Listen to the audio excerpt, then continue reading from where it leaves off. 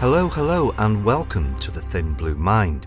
Each week we will be looking at current policing issues and topics within the UK. Our regular panel consists of Steve Bradshaw, who is a TV and theatre actor, Richard Horton, author, and me, Dave Thomas, broadcaster. What we all have in common is over 80 years of combined police service. Now retired, we will be providing opinion and insights from the unique position of having been there and done it. Steve spent the majority of his service on firearms before being promoted to inspector, where he was a force incident manager. Richard was a career detective before going back into uniform as a response sergeant. Myself, I spent the majority of my service on the roads policing unit before going into CID and child protection. You may not agree with everything we say, but we will make you think. The Thin Blue Mind with Bradshaw, Horton and Thomas. Policing insights and opinion. Well, hello, and welcome to this week's episode of The Thin Blue Mind. Now, recently we've been delving into some pretty dark topics, and I'm going to use a word that every police officer in the country will be cringing now. It's been fairly quiet. Can I say that word? The Q word, stop it. It's been fairly quiet this week for police news. So what we thought we'd do would have a bit of a fireside chat and think of a few funny stories that perhaps we're either aware of personally or fall into that category of police folklore where nobody really knows whether they're true or not, but we all hope that they are. Names will be changed to protect the guilty and sometimes the innocent as well. When I was the ARV sergeant, we had a conference, a Conservative Party conference at Blackpool, and it was the Winter Gardens was the venue, but the hotel for the Conservative Party was the Imperial. Now, if anybody knows Blackpool, the Imperial is right on the front at Blackpool, and conference season is autumn time, and the howling storms and winds of Blackpool can be quite severe at times. And because it was the Imperial and because the Prime Minister was staying there, it had to have obviously the appropriate level of security. So there was an armed guard as well as lots and lots of yellow jackets securing the place. I had the luxury of being the sergeant, being on kind of, quote, roving patrol. So I had a nice, warm police car. Easy life. The armed guards at the front of the Imperial were right on the front. Don't get me wrong, the yellow jackets there as well. The response officers were.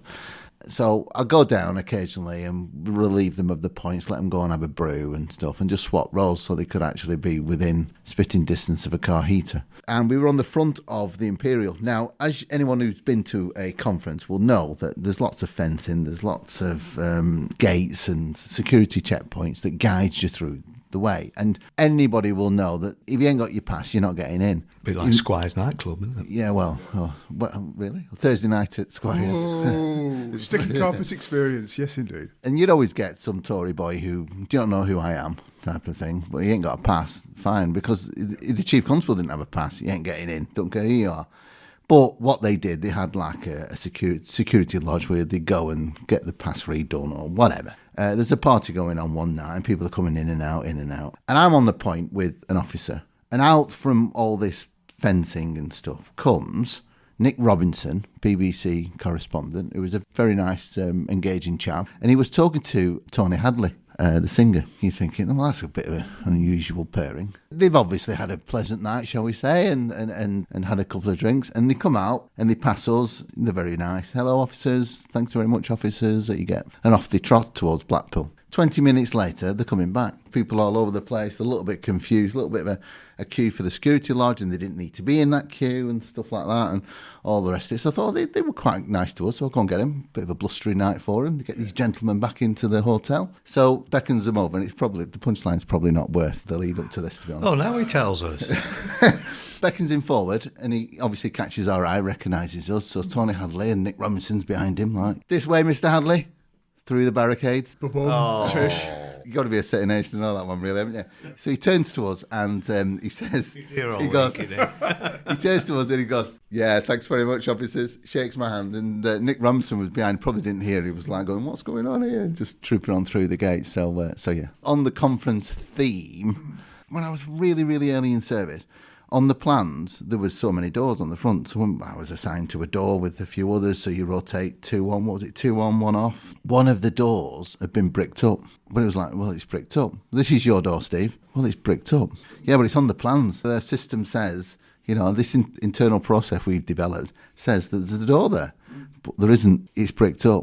Imagine how demoralising it is. Not only if you were standing on a door for 12 hours, where people may or may not be passing through, but you're standing on a bricked up door that no one could even pass through and having to guard that in the depths of a Lancashire autumn. My favourite is also Blackpool Conservative Party conference related, and I'm on nights. That was always pretty grim because you say the winds come howling in. Yeah. I was on the Winter Garden. I was on the main entrance exit for the Winter Gardens, and it was the night of the Young Conservatives Ball. So the sons and daughters of the shires were assembled in all the very finest finery. And it got to the end of it, 2 or 3 o'clock in the morning, and they start trooping out in bad shape generally to get themselves sorted. And my eye's drawn to a young lady who's coming down the steps at the Winter Garden. Sounds like a stairman, this, doesn't it? It does. I observed the young lady descending the stairs in a southerly direction. And she was clearly limping and a bit uncomfortable. I know, new shoes and that sort of thing, and people get new shoes and they rub a little bit, and so looking to be a bit sympathetic and, engaging with the public. You all right? New shoes, I say. No, she says. It's a club foot. I've had it since birth. Oh, dear. And it was. And it was one of those ground open up beneath me moments. So she stomped off into the night. But that was, don't engage with people at party conference anymore. Right. Absolutely. Don't try and be nice. Don't try and be charming. Just leave it alone. Well, I remember a few stories from conference, obviously, because I was based at Blackpool and I was also the town centre community beat manager, which I used to love when conference was in town because my crime rate just fell through the floor. It was brilliant. But I do remember one story, and it just goes to show how folklore and rumours happen in the police. I was on the goods entrance to the Winter Gardens, and periodically the bomb disposal van would come round and do an electronic sweep, park up and be there for about 5 or 10 minutes. Nobody knows what's inside the van. It's all very, very secretive, but I still had to check passes. So the van comes in, like a 7.5 ton lorry. So I checked the passes, and I said I need to check the guy in the back. I went round to the back and opened the door, at which point the captain had got out of the cab and slammed the door shut. He said, you can't look in there. I went, right, okay, well, I need to see the guy's pass. So he goes inside the van and comes back out with this pass. I said, well, that's great, but now I need to see the bloke whose pass it belongs to make sure it's the same guy. How officious. No wonder he went on traffic. Yeah. So anyway, by this time, the army were getting a bit peeved with me. So anyway, this guy comes out, shows his face, and then disappears back inside. I thought nothing of it, and then I get a call from the Inspector of Operations. Dave, I need to come and see me. The army have made a complaint. I explained what had happened, and he goes, oh, well, that's a bit different from what I've been told. I went, well, what have you been told, sir? He said, well, I was told that you attempted to get in the van, and they drew the firearm and had you sprayed out on the floor with a gun to your head.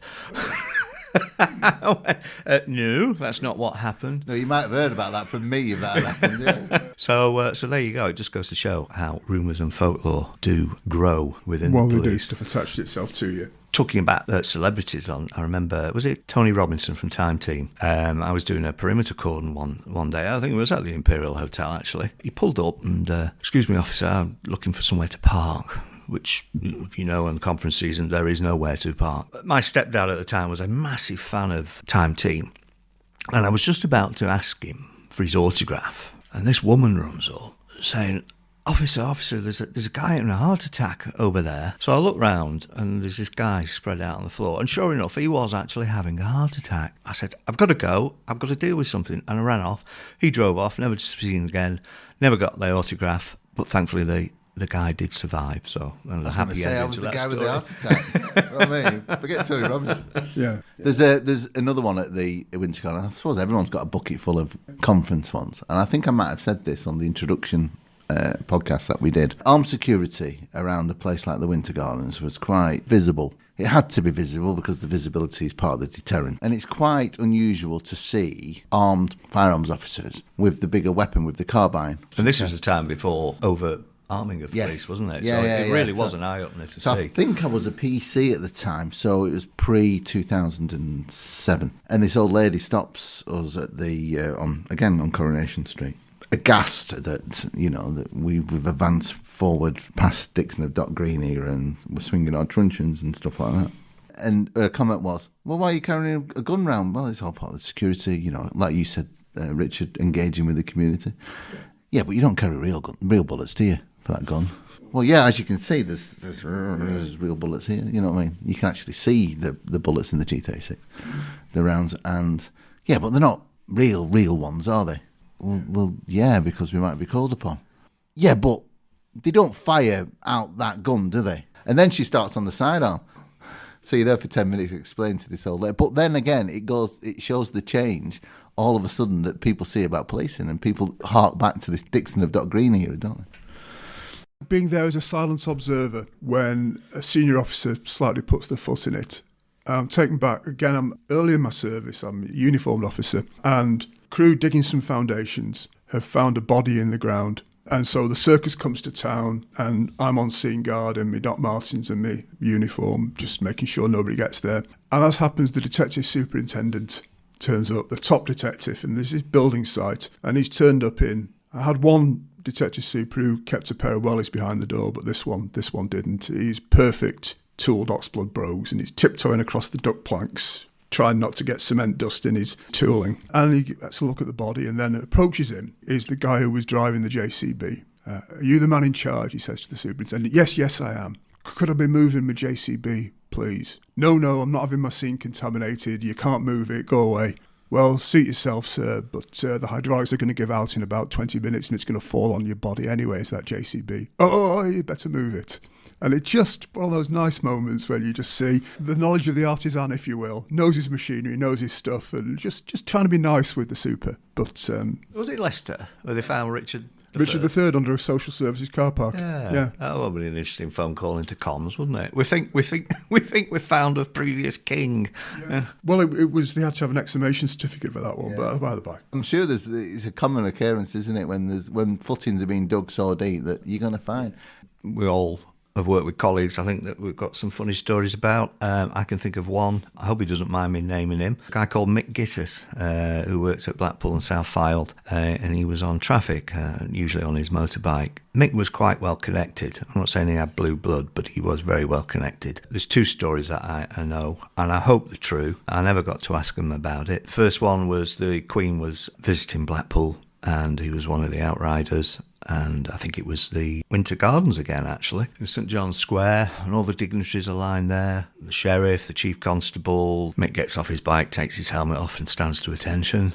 And it wasn't the Queen, it was the Duke of Westminster who was accompanying the parade. Duke of Westminster gets out, walks past all these dignitaries and goes, "Gitters, I've not seen you for years." Transpired that I think they went to school together. But my favourite story with Mick Gitters was Blackpool Zoo. And like I say, I hope this is true. They'd lost a lion or a tiger or some big cat. How do you lose a lion? Well, it got out. And Mick was dispatched to the local area to try and find it. Well, of course, I think it was in the summer. It was a hot day. The windows of his car were open. You can see what's going to happen next. Couldn't find the lion or the tiger. Gets back to his car to find it on his back seat of the car asleep. So, has this been verified? I don't know, but it's a great story. So this cat's asleep. Any normal person would perhaps wind the windows up, if you could, and retire to a safe distance. Mick decided to get in the car and drive the lion back to the zoo. Fabulous. This needs verification. Yeah, I need two independent sources. Yeah, if anybody's listening to this that knows Mick Gitters, he's I think he's a mayor now down in Dorset, some small village. So he drove into the zoo, back to the lion enclosure, and said, "Yeah," and he was very matter of fact. Yeah, here's Leo. I've found the lion. I'm just taking it back over the radio. Yeah, radio transmissions are good. There's classic where the old Blackburn police station. There was a garage that was meant to be for the chief superintendent, the divisional commander. It was his garage and his garage alone. One night, one of the ARV lads, thinking that the superintendent wouldn't possibly be coming in on nights, parked his car in the garage in the usually very congested. Unfortunately for him, that divisional commander was on night's cover, so had come in from his mansion out in the suburbs of South Preston to find he was blocked and couldn't get in. So this superintendent gets on the radio, broadcast, and it's pretty sweary, basically, and it's, "Which fucking bastard has gone in my..." And then there's a bit of silence afterwards, and then just came over the radio, sorry you were broken, could you repeat the transmission? And it's just very, very nice. That was back in the days when you couldn't identify who was transmitting on the old sets. It was just nice. I'm minded of a story. We're all aware of the original World Cup was stolen, wasn't it? And the dog Pickles became a national hero when the cup was found. I think he found it behind a wall or something. His owner was investigated by the police, actually, because at first he thought, well, has he stolen it? Transpired that he didn't and received quite a large award. Sadly, Pickles died a year later after strangling himself on his own lead, chasing a cat up a tree. And if you're laughing now, you're going to hell, Richard. Yeah, I'm laughing. But there's a side story to this, and again, I hope it's true. The cup was handed into a police station. I think it was Pudsey Hill, I'm not sure. But the Knights team, they're having a pretty quiet night, there's that word again, and they decided to have a five-a-side football match. And they got the cup out of the property store, and for that night, they actually played for the World Cup. I don't know if it's true, but it's a nice story. It's a cracking story. Sad about Pickles. There's a folklore story I heard from Preston, and this does not involve anybody that I ever knew, and I don't condone any part of this. And if this can give as a shining example of how, if true, of how policing has changed for the better, etc., etc., etc. So hopefully that's enough of a disclaimer. Health warnings delivered. Back in the day, obviously before my day, Detective Dan, as you'll know, you two, a little tiny Metro or some plain, cheapy, bottom of the range. The Danny, but in CID slang, these are known as the Danny. And it's the crappy little car you get to do local inquiries in. Yeah. So, as everyone knows, detectives of an era gone by would like to debrief in the local hostelry of an evening, wouldn't they? And that would include people of all ranks. And it was positively encouraged to build that teamwork around these debriefing sessions in the pub. Basically, they just go and get pissed every night, wouldn't they? And there's folklore stories of people taking out loans for the CID course of like a couple of grand because they'd just go out getting drunk and getting leathered. But again, don't condone any of that, etc., etc. And it's a time gone by. So this story centres around them all going to the pub, and the junior DC is then tasked with driving all these officers and very senior detective officers around. And again, I don't know if this is true, but this is folklore. They spend a good evening in the public house. So the young detective, who's also may or may not have encouraged and developed his drinking habits, gets the task of driving all the senior officers home. So you can imagine there's 3 burly senior officers in a very small metro. So he's travelling the length and breadth of South Lancashire to drop these officers off. So he drops them all off, happy days, and unfortunately gets involved in an accident on his own on the way back. So he inspects the damage. There's some panelling issues and a light cluster's gone. I'm not saying it's written off or it's rolled or anything, but it's whacked something to the front near side or thereabouts. So he gets his mate out, who's picks up the car. Leave it with us, Bob, or whatever. Leave it with us. I'll get it sorted. I'll get it back to meet us back at the garage first thing in the morning or whenever it was, later in the afternoon. I'll get it sorted. And the meter's arranged, and the detective goes and picks up the car, and he's like, "What have you done?" I said, "What happened?" He goes, "What do you mean?" I said, "It's fine. It's look, new panel, new light cluster, new bumper, or whatever it needs." And he says, "But you've put a sunroof in it." And he goes, "Yeah, well, there was some creasing on the pillars, on the arches or whatever, and you know what I mean, I couldn't knock out, there was this massive crease somehow in the roof and stuff. I had these think the only way I could get around it is putting a sunroof in." So he's like, "Why am I going to explain that all of a sudden there's a police car now with a sunroof in it?" Again, folklore, that there was this Danny at Preston which had a sunroof in it because it was involved in a non-reported accident on late one night. I've been that young detective, particularly as one that bears in mind, and it was a wake as it happened. So there was a lot of serious CID brass at this do.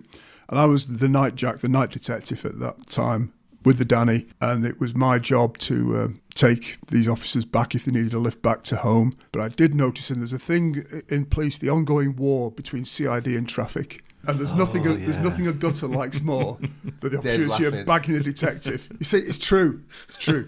But as I'm driving around, I couldn't help but notice that on every major approach road to and from this particular pub, was a traffic car parked up in a side road just waiting. And woe betide the detective who decided to chance their arm and chance the job. But certainly traffic were out in force for that do, because it was a well-publicised do. And it's a real thing in policing. I don't know if it still is, but the war between traffic and CID was a real thing back then. I like to think that the working relationship between traffic and CID now is vastly improved. You used to be Blackpool's traffic, didn't you? Yes. Well, I remember when I was at Lear, because Lear's right on the A583 at the border with Blackpool. Anybody who was going home from Lear, going towards Blackpool way, there'd always be traffic stood at Lear Gate or on the A585 waiting and stopping all these young bucks, all these young cops, early 20s in the souped-up courses, trying to get home at 2 o'clock in the morning. I don't Any know. comment, Dave? I don't know anything about that. I knew I knew your face from somewhere. But I mean, I know stories where you're going back to damaged police vehicles. I've known of police cars being put in the bay ready for earlies and the paint's still wet. Yeah. You know of this? I remember a time I was out. He's retired now, retired DI, but back in the day, we were 2 PCs in the van in Lilham St Anne's near Fairhaven Lake, and we did a trawl of the lake. It's a small path. You can't. It is a vehicle width, but the sand sometimes blows across the path. Anyway, long story short, we got this van stuck, didn't we? So I got hold of one of the lads at Lytham, Nick. It was about 2 a.m. I said, go back to the station, get the shovel, do not say a word to anybody. Right. So 10 minutes later, the whole of the section is coming down the road with the blue lights on. No sirens, but just the blue lights. There must have been about 7 cars. I'm thinking, oh my God. So we get the shovel. I said, I thought I told you not to tell anybody. He said, well, I couldn't help it. They were all in on refs, and I got the shovel and I came out and they're going, why have you got that shovel? And knowing exactly why they've got the shovel. I had to tell them I couldn't help it. So yeah, that was an embarrassing moment, and the guy I was with he'll be chuckling at that if he's listening to this. Another one. I'll tell you the one I've got, and it goes back to obviously the nervousness you feel sometimes when you're a very brand new officer out the box. You're dead keen, aren't you? You've been told how professional people are when you're at Bruges. And obviously the Bruges scenario, which I think is the fantastic foundation to policing, and we should have these training centres back. Yeah. More and more. Good fun as well. You're in your early 20s. Well, I was. You're in your early 20s, and you got a very professional job. You're with a group close. You get some close knit friends, don't you?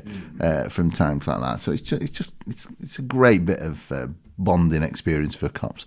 Near to Bruges at Warrington, there was a couple of pubs, but there was a nightclub, and I think all the locals knew that it was the police trainees that would go there and stuff. There was no trouble. There was no issues and stuff like that. So, some young, not me, but some young officers would entertain the local ladies of the area sometimes and stuff. But the thing is, with Bruges, you had a 12 o'clock curfew. You go back and you try and get back on time. But this one time, there was like 2 or 3 of us who got back, and it was like 1:45. So it gets to 1:45, right, what are we going to do? So we're like, hatching a plan, right, okay, is our career going to flash before us now? We're only late back. For us at that time, you join the police and you've been told you've got to keep your nose clean and stuff. This is a big deal. So we're quite, not panicked, but we're like a little bit like, I know we've had a few drinks, but let's think about this. We said, right, we can either stay out and come in the morning with the people who went home in our dancing gear, walking past the gate, trying to nonchalantly bluff it, or we make a run for it. So in the end, after a bit of to and fro, we decided to make a run for it. But there was kind of big long road up to the gate. So we hid in the garden about 2 or 3 houses down, and then we just went for it. But you're running, trying to look away from the gatehouse. So we run and we get through. We didn't even look. We didn't even know if anyone was there. As you get into Bruges, there's like a little grass area to the left. So because we're running a little bit, trying to get out of the way, one of them, I won't name the people I was with, slips on the grass, on his back, skids right along, because he's trying to get a fair rate of knots up on the old running, skids on his back, and he's like floundering on the back. And it was like, is it one for all for one? Do we stop? Do we go back for our fallen brother and all the rest of it? No, we didn't. We just carried on. So we were like thinking, oh my God, he's been captured. It's like he's been captured by the enemy or something. He comes in about 15 minutes later, top to toe, mud. Right, okay, do we get away with it? So we're thinking the next morning, like, nothing's ever mentioned. Nothing's ever said. We'd obviously blown this thing out of all proportion, and we were probably no one in the gatehouse when we went legging it past, but it was just one of those times where you just think, oh my career's flashing before my eyes. Bruges was great. When I went back for my second spell at Bruges, used to do 2 spells at Bruges. We had 2 very creative training sergeants, and when it came to deception offences on the curriculum, they decided that we as a class would go out and commit deception offences on Bruges. Oh right, okay. I thought you meant into Warrington. No, just yeah. But they were creative, and we were just like, yeah, we're up for this. We'll go for it. And it started off with borrowing things, allegedly for like an educational video. And there were 2 older members of the intake. There was me. I was 28. There's another guy who was in his 30s. What we borrowed was a set of superintendent's crowns off the commander, and we borrowed a set of sergeant stripes off one of our instructors. We came in for our 5 weeks, the second 5 weeks, and there was a new class coming in to start their 10 weeks, so nobody knew who anybody was. And at Bruges, you're meant to turn up 10 minutes early for your class before your trainers arrive, and that's like... So we knew that there'd be a new class stood there that didn't know anybody, so we put the epaulets for the superintendent on the 35-year-old, and I got the sergeant's epaulets on. And we walked down to their classroom. As soon as we walked in, they were all straight up, bolt upright, hands by the side, full number 1 attention. Superintendent imposter carried out his job brilliantly. He was, right, it's a pocketbook inspection. They're coming for you. Yeah. Oh, beautiful. It's a pocketbook inspection. I'm thinking, this is a police act offence, this, isn't it? It's getting there. If you'd hand all your pocketbooks to the sergeant. So I went round with a cap and collected the pocketbooks from this entire class. And then we gave them back after a day. After a day? Yes.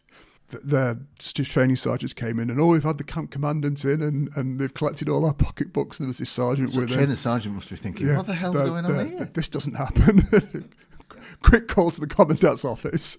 Oh, somebody borrowed your epaulets, did they? Right. Ah, yes. Yes.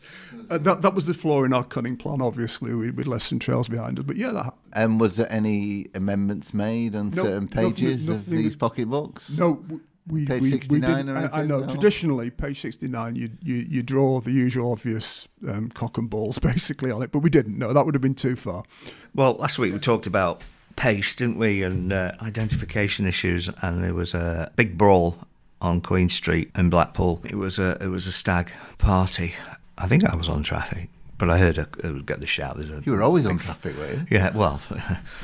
you were born with a white hat on. Yes, indeed. Even the CID sat there with the white hat. So there's a report of a fight, 10 males fighting, all dressed as cartoon characters, and we're getting updates on the fact, Superman's just been snotted by Big Bird, and so it went on, and you know, we got to scene, and making arrests wasn't difficult because the ID was there. But if you went on a superhero night out, who went as Big Bird? You know, I mean, if you got Batman, Superman there. Yeah. It's Blackpool. He was sorry. The last one to the costume shop, presumably. Yeah. And obviously tall enough. Yeah, we're fresh out of Batman's. We've got this Big Bird. The Thin Blue Mind with Bradshaw, Horton and Thomas. Policing insights and opinion. Well, that's it for this week. Thank you for joining us. This podcast is in partnership with Policing TV, the leading policing media channel. So until the next time, on the next podcast, take care.